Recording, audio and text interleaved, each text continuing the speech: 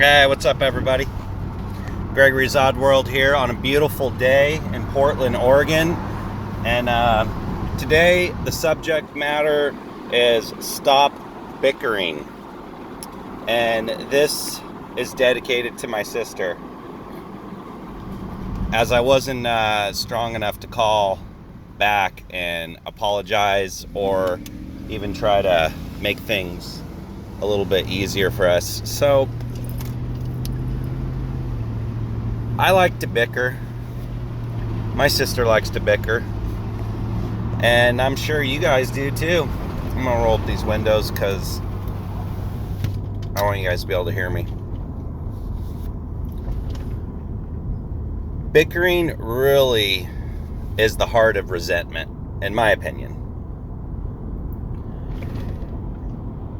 I've talked about it before. The best argument that you'll ever get in is the one that you avoid.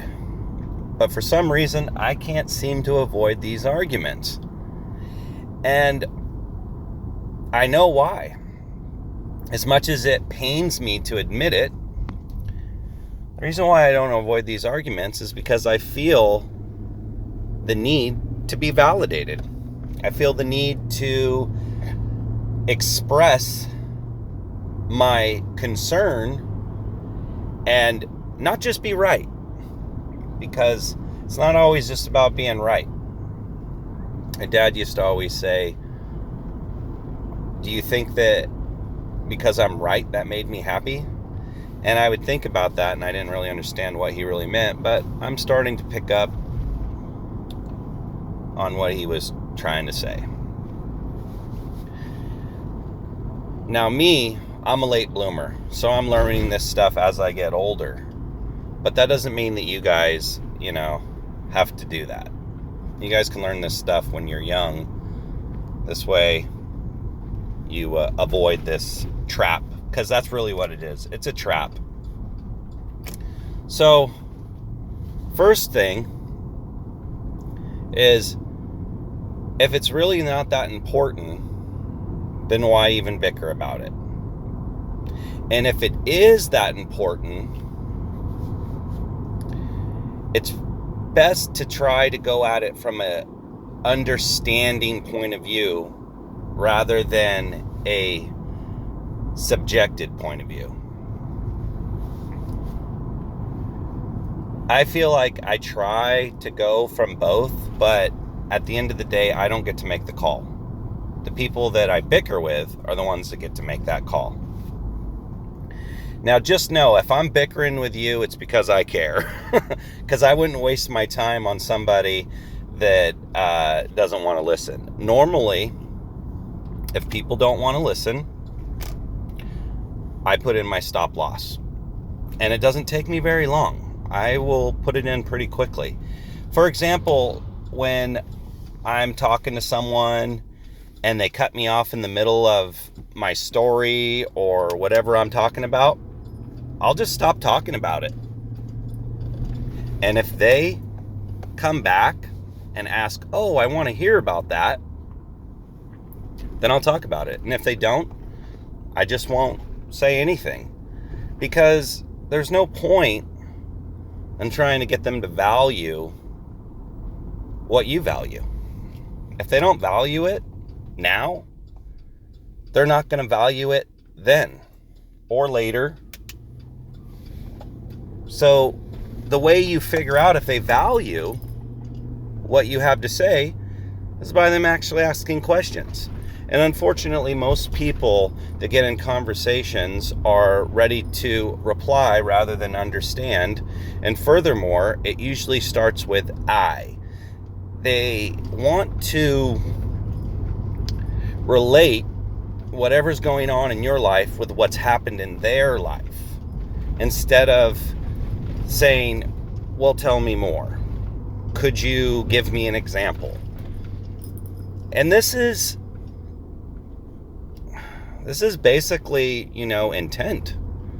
So when people say I after you tell them something, it kind of gives you an idea of their intent.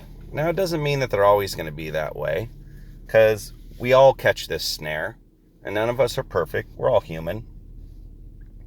But if I'm having a conversation with somebody and I say, oh yeah, I went to the grocery store yesterday and I met this beautiful girl and we had this amazing conversation and I'm talking about it, and then the next thing I know, they cut me off in the middle of the story about meeting this amazing person, and then they cut me off with, I know exactly what you're talking about because I just met a beautiful woman too at the other day, so basically they're cutting you off to tell you that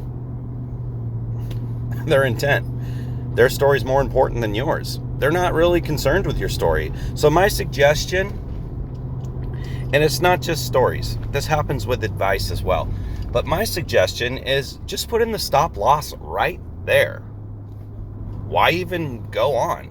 Let them tell you about their story, because the truth is the more in tune you are with what they have to say, the better they will become more in tune with what you have to say. It's kind of interesting that sometimes when I'm talking to people,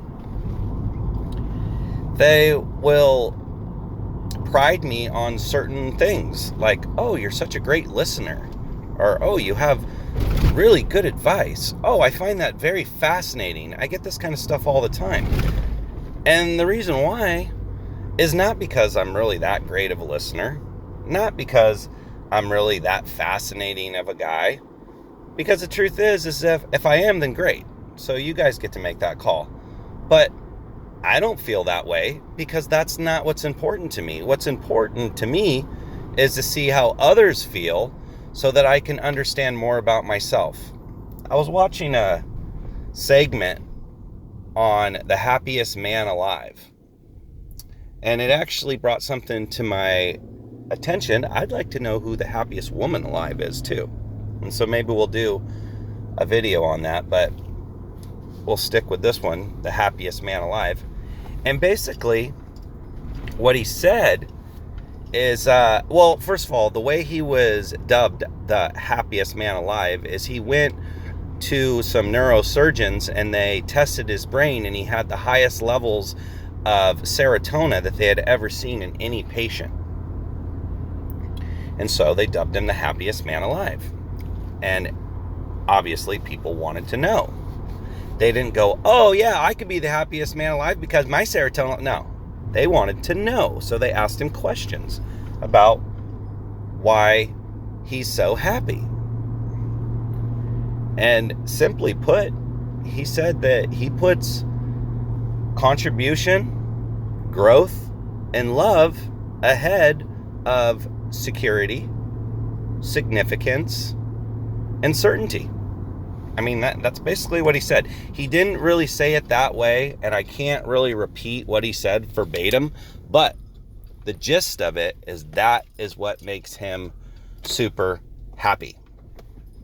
And so I thought that was really cool. Anyways, here, check it out. So I'm here, and it's such a beautiful day. I really am the luckiest man. I am so lucky to be here. We got horses over here, and I'm going to put this tractor tire on, so I'll put up a little clip of that. But basically, I got to cut out here because it's time for me to go ahead and get to work. So I hope that this little conversation helped some people. Like, subscribe, share, and I'll see you guys in the next video. Gregory's Odd World out.